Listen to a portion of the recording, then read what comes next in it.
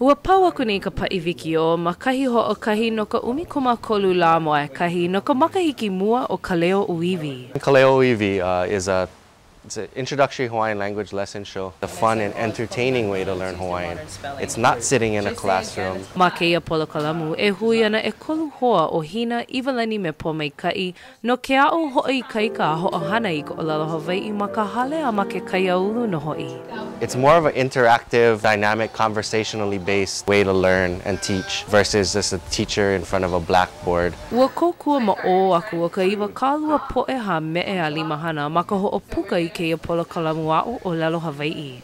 Nui nā kanaka e pono ai keia ano papahana, a ole hiki ke hana ia e ke kanaka hoʻokahi. O Hina Kneubuhl, he kumu ʻŌlelo Hawaiʻi ma manoa mamua, ke kumua me ka waho ʻŌlelo o keia polokalamu kiwi. Nui koʻu hopohopo I nā pukapukahi mea ano hewa.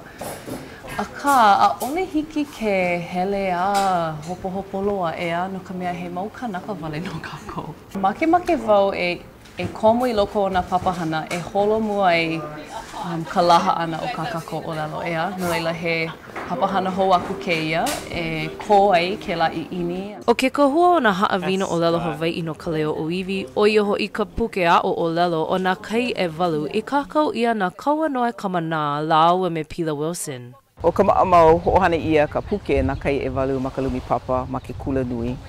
Aka, I keia manawa ke hoʻohana ia ni ke la ike, ke la maʻio, ma o ke kiwi no ke aʻo ana I ka ʻōlelo I ka poʻe.